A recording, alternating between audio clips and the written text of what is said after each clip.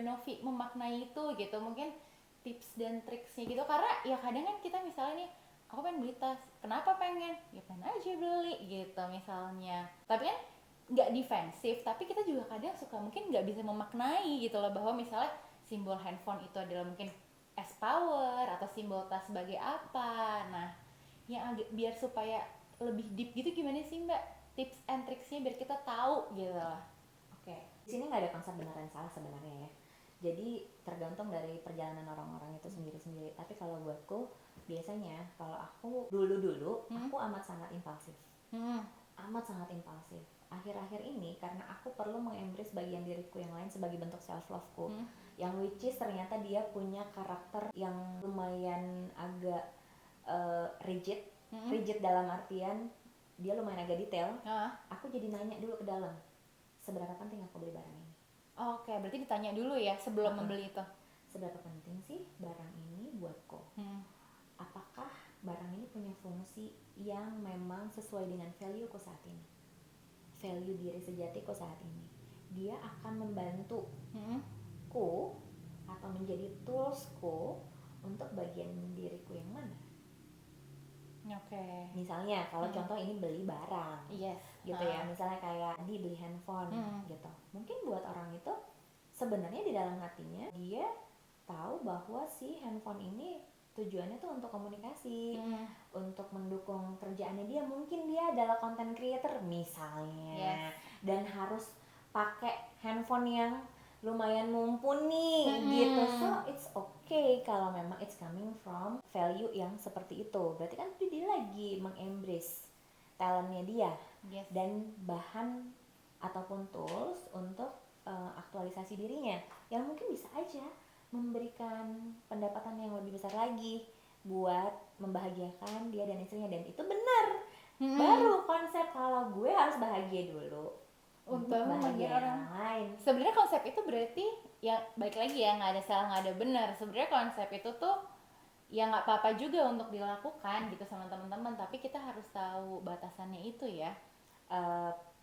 Aku bilangnya bukan batasan sih ya, tapi lebih ke rasanya di sini. Berarti harus dicek banget nih di dalam nih. Harus benar-benar ngeliat ke dalam banget, dan berarti harus aware ya Mbak ya. Sangat dong. Aware itu penting. Kuncinya self love itu justru awalnya self awareness dulu. Self awarenessnya kayak apa nih? Kayak ya tadi, kita sadar nggak ketika kita ngomongnya ini bentuk self love gue loh. Oke, self love cinta terhadap diri lo. Tapi diri lo yang mana? Berarti harus sampai segitunya ya dilihatnya. Oke. Diri lo yang mana? Diri lo yang dengan fungsi apa? Diri lo yang lagi menjalankan role apa? Karena banyak bagian diri kita, men. Iya sih, benar juga. Ya kayak Mbak Novi identitasnya pun banyak ya. Maksudnya dari praktisioner, mungkin juga jadi ibu gitu kan, mungkin jadi guru dan segala macam. Identitas yang mana nih? Identitas gitu yang mana? Role yang mana? Yang mau katanya kita cintai ini. Berarti self love itu apakah starting dari self awareness startnya? Oke, kalau ngomongin self love dan perjalanan ya karena ini adalah sebuah journey, tentunya kalau kita ngomongin journey, misalnya contoh katakanlah ini journey-nya mau ke Surabaya, kunci pertamanya apa? Kunci pertamanya mungkin aku melihat Surabayanya Mbak. Oke, Surabaya itu kan tujuannya, itu self love-nya. Yes, caranya adalah gimana untuk cara aku memulai itu kesananya? apa? Aku pasti nyari-nyari tiketnya dong. Ada di kalimat itu, Jani mau ke Surabaya. Maunya teman-teman. Mau dulu dong. Oh berarti oke. Kalau mau self love itu ternyata modal satu gampang ya. Mau gitu. Mau dulu. Maunya dari sini nih. Maunya dari sini dan diselaraskan ya teman-teman sama mau di sini. Dan jalannya juga beneran nunjukin emang Jani mau banget ke Surabaya. Gitu. Oke, dan next stepnya tuh kalau misalnya aku udah mau banget deh gitu untuk belajar self love gitu. Oke, dan karena tadi analoginya adalah contohnya ke Surabaya misalnya ya, katakanlah Surabaya ini adalah self love di mana terrealisasi akhirnya, teraktualisasi. Itu jadi goalnya kita seolah-olah gitu ya. Berarti dari mau ini akhirnya ini akan mengeksplor langkah-langkah gimana caranya ke Surabaya itu. Iya dong. Nyari tahu dong. Iya dong, nyari tahu gimana ya caranya gue bisa sampai ke Surabaya? Gimana ya caranya gue bisa self love gitu kan? Nah, berarti yang abis setelah mau ada exploration. Oh, dieksplor lagi tuh Dieksplor cara-caranya tuh. Dieksplor dulu, dilihat, dicari gitu ya, apa aja yang bisa Kita lakuin. apa yang bisa menjadi jalan, Mm-mm. yang menjadi jalan kita ke sana. Yang kita temuin tuh apa aja nih? Apakah itu dari alat transportasinya, kapan kesananya, terus pakai apa, sama siapa, Yes. gitu ya kan. Terus tujuannya apa ke sana, kalau udah di Surabaya mau ngapain, dieksplor dulu semuanya sampai akhirnya Jenny aware, sampai akhirnya Jenny sadar langkah mana yang paling sesuai untuk Jenny ke Surabaya. Berarti mengeksplorasi tingkat kesadaran kita yang paling cocok ya Mbak ya. Yang paling sesuai sama diri sejatinya kita. Oke. Yang paling pas diri sejatinya Jenny. Misalnya Jenny tuh ternyata orangnya amat sangat ambisius misalnya. Jadi cara untuk kesana, ke Surabayanya, akhirnya Jenny menemukan lewat apa? Naik pesawat. Harus tiba hari Selasa jam 9. Akhirnya Jenny cari dong tiket pesawat jam 9 datangnya hari Selasa. Dicocokin sama kebutuhanku nih. Dicocokin sama, kalau di sini bilangnya diri sejatinya kita gitu, sesuai dengan diri sejatinya kita. Tapi balik lagi Mbak, kita kan aku nggak tahu nih diri sejatiku apa. Kan akhirnya ketika kita mengeksplor, kita jadi tahu yang paling pas ya, cocok. Nah kalau misalnya nih contoh, Jenny sama aku beda. Yes. Misalnya Jenny tuh pengennya cepet gitu, pengennya cepet, pokoknya gue gas nih, gasen gitu. Gue pokoknya harus ke Surabaya hari ini sampai sana jam segini, dan sama pacar gue misalnya. Nah aku adalah tipe penikmat perjalanan, yang enjoy prosesnya gitu. Aku beda memilih kereta api, dimana aku bisa menikmati perjalananku dengan sangat santai, bisa ngeliat kesana sini, bisa me time, bisa ngobrol, ketemu orang-orang baru di kereta misalnya. Aku bisa sambil baca buku. It's different. Makanya sesuai dengan diri sejati kita tuh seperti apa. Gitu. Dan akhirnya berarti jangan ikut-ikutan, kita aktualisasikan. Benar banget, semua jangan ikut-ikutan orang ya kan, cara sendiri-sendiri.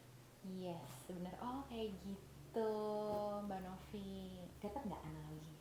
Aku dapat banget, dan mungkin teman-teman di rumah semoga dapat juga nih analogi self love. Tidak hanya sekedar besok kalau ketemu teman gitu, gue di self love kok gitu. Tapi aku penasaran sih gitu, kalau ritualnya Mbak Novi dalam self love tuh ngapain aja. Tadi kan udah dijelasin secara teorinya nih ya kan, tapi kalau Mbak Novi sendiri tuh self love-nya tuh sebenarnya ngapain aja sih? Oke, balik lagi ya. Yes. Kalau buatku nih, akhirnya aku menemukan terminologiku sendiri tentang self love. Karena self love buatku adalah bagaimana aku bisa mencintai diriku yang benar-benar tercreate dari my higher self. Jadi buatku self love-nya itu adalah selain mencintai diriku, juga mencintai my higher self, yang sudah menciptakan aku dengan segala fungsinya ini dan segala talentnya ini. Caraku untuk bisa, aku bilangnya ritual ya, ritual self love. Biasanya yang pertama aku lakukan selalu di pagi hari, itu kalau bangun, aku langsung, bukan bangun kayak orang-orang. Kalau dulu aku kayak gitu, aku kayak bangun langsung nyari handphone, atau biasanya dibangunin karena alarm gitu kan. Iya. Pengennya matiin alarm atau ngapain gitu. Yes. Ini aku yang bisa, dan ini akhirnya mungkin yang akhirnya diikutin sama anak-anakku gitu.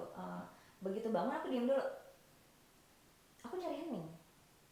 Diem dulu berarti? Aku diem dulu, karena kadang-kadang waktu aku, bukan kadang-kadang, selalu sih, sebenarnya kita kalau bangun tidur tuh biasanya malam tuh kan biasanya kita suka mimpi. Nah, satu ritual, aku bilangnya ini ritual hening.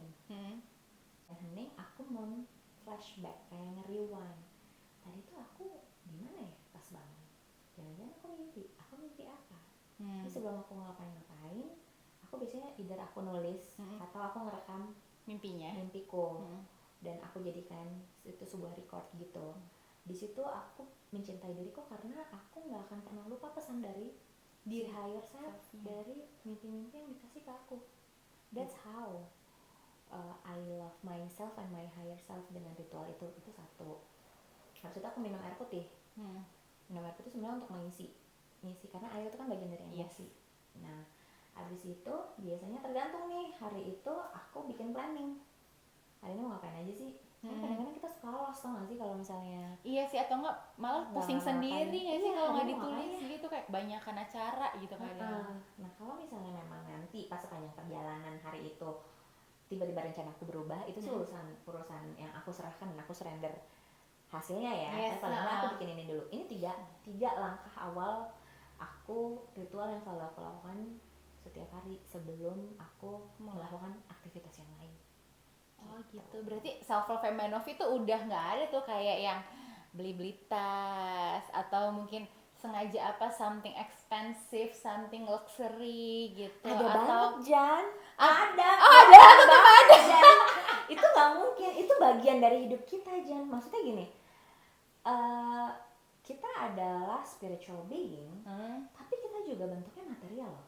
Kita ada secara fisik, Yes, gitu kan. Kadang-kadang beli tas yang kayak gitu itu termasuk bagian dari self loveku, karena aku mencintai bagian diriku misalnya yang punya fungsi menjadi negotiator ataupun menjadi orang yang ketemu sama pihak-pihak yang lain untuk mengenalkan bisnisku misalnya, atau profesiku yang sekarang.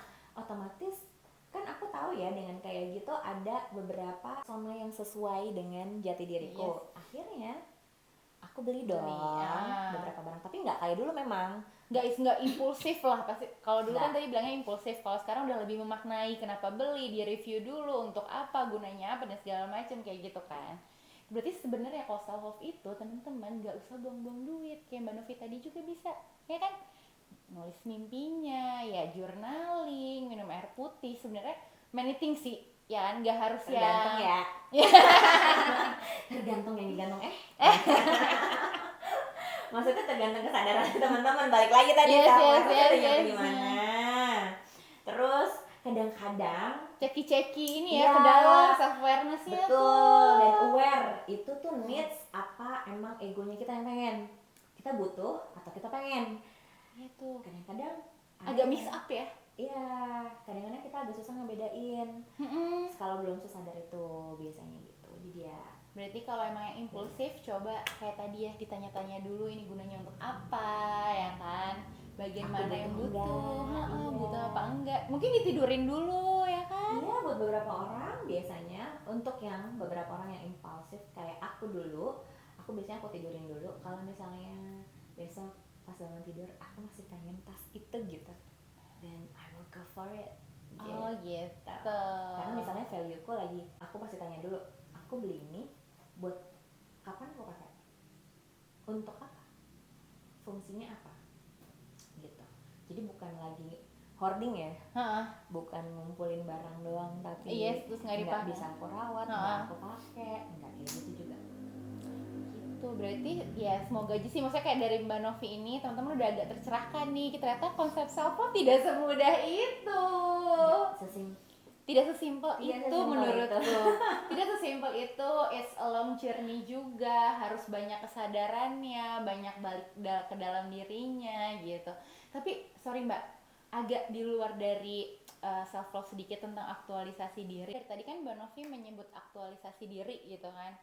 Nah, kadang tuh ada orang yang misalnya gini deh, dia kerja keras gitu karena biar aku tuh ada aktualisasi dirinya nih, biar gue ada aktualisasi dirinya gitu. Nah sebenarnya konsep aktualisasi diri lagi tuh juga apa sih gitu loh.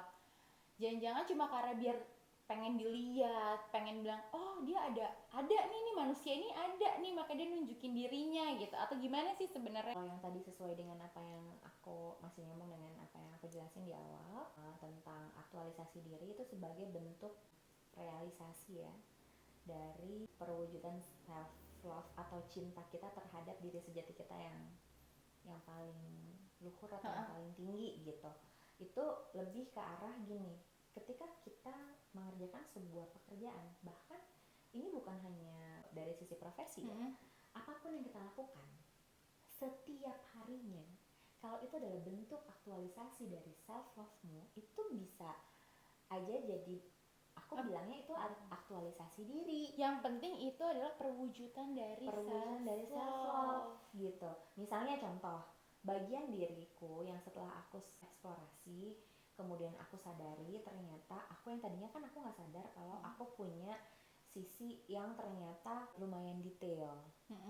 Ternyata ada sisi yang buatku dulu administratif itu shadow. I don't like Aduh, sama. apa administrasi gitu. Yeah. I don't like semua yang ada hubungannya sama mengorganisir yang sampai detail banget. Gitu. Terus tiba-tiba kehidupan menghantamku.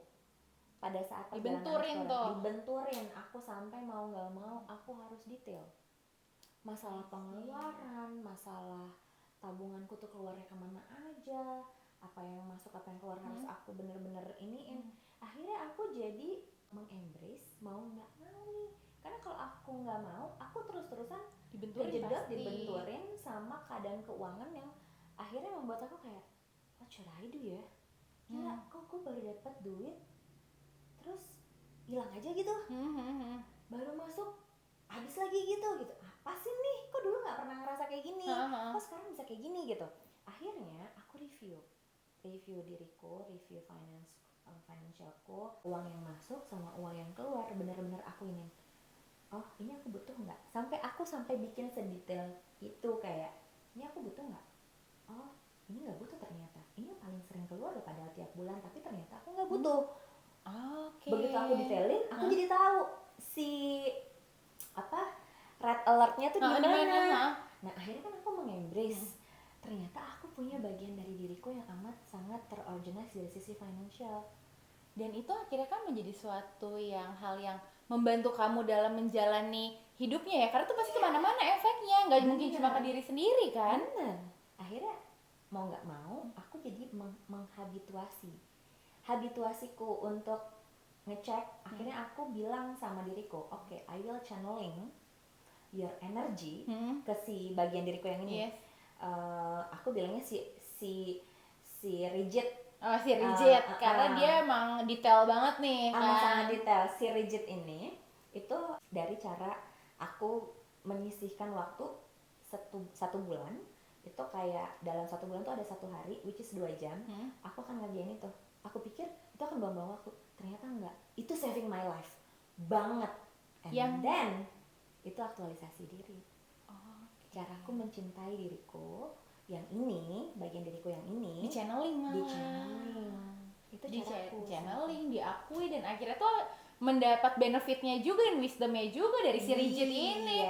Walaupun orang kan ngeliatnya kalau rigid tuh ya elah perhitungan banget sih ya, detail banget sih dia. Gitu. Ternyata ada wisdomnya, ada giftnya teman-teman. Dan itu yang akhirnya aku bisa bilang self love itu nggak akan pernah jauh-jauh dari shadow work. Apa tuh shadow work?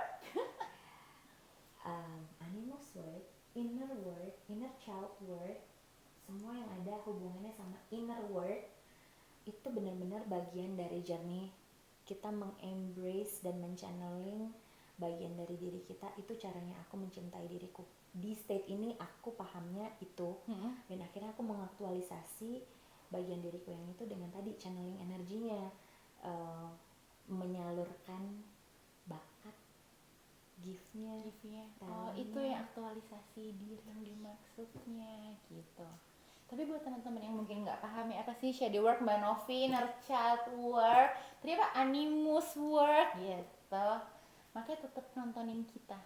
Karena pasti kan kita bahas ya di episode selanjutnya. Mbak Novi, kita tuh tadi pagi kan udah buka pertanyaan ya di Instagramnya Sanggar Jiwa Bertumbuh. Mungkin buat teman-teman yang belum follow bisa di follow nih di sini Instagramnya.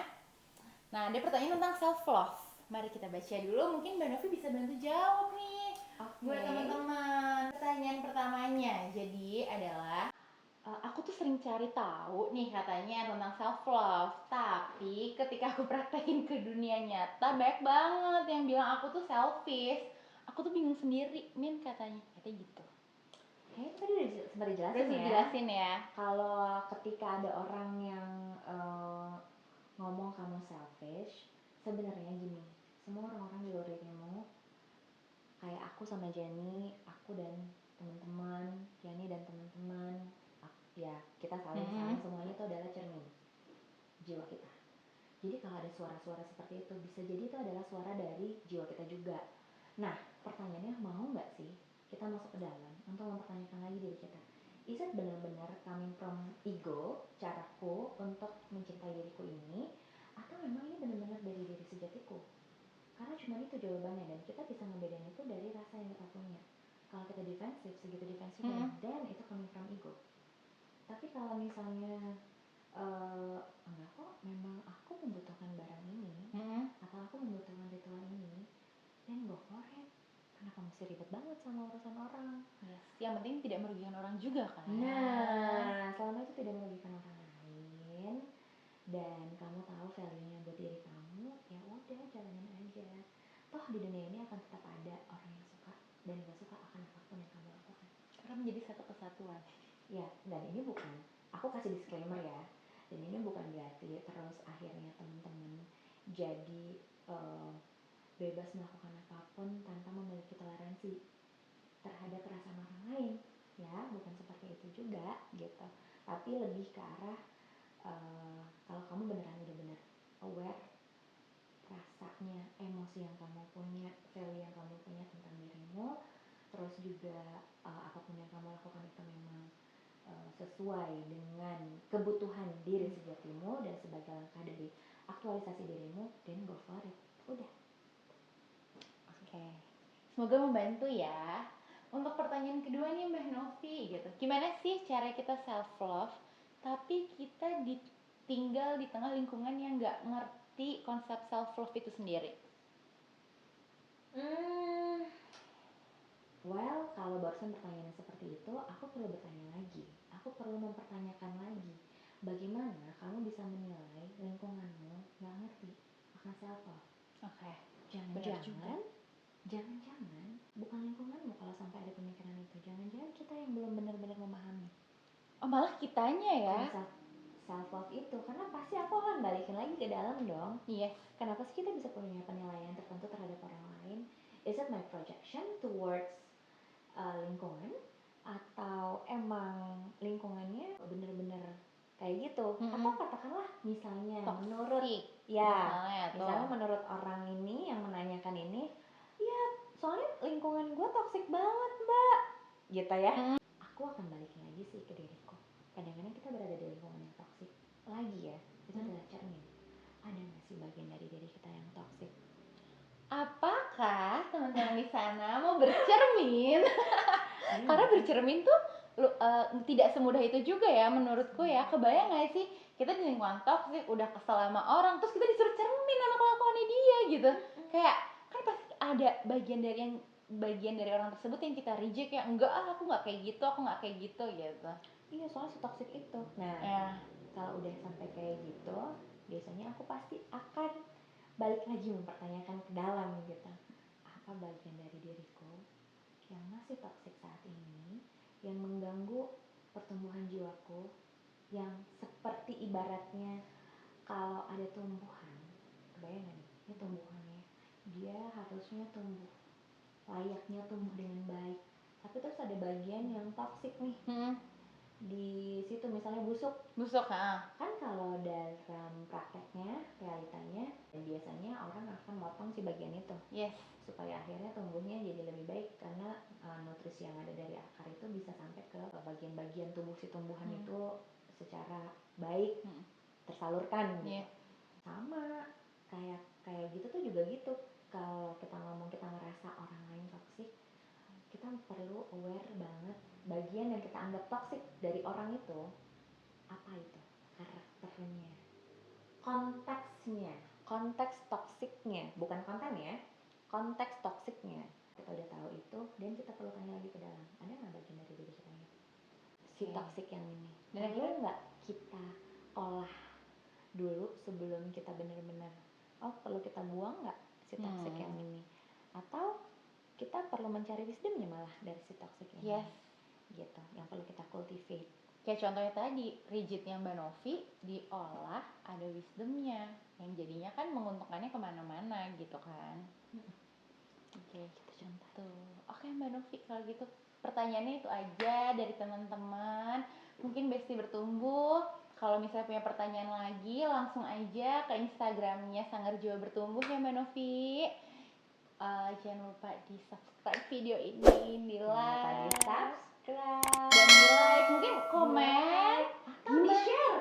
Kalau Yes. teman-teman ngerasa ini berguna buat teman-teman, mungkin bisa share ke orang-orang bisa. yang lain. Atau mungkin di komen, siapa tahu teman-teman punya pertanyaan juga mau taruh di sini, bisa. boleh, nanti dibantu dijawab, atau punya pandangan lain tentang self love ya kan. Begitu. Sampai ketemu Rabu depan. Oke, kita pamit dulu ya teman-teman.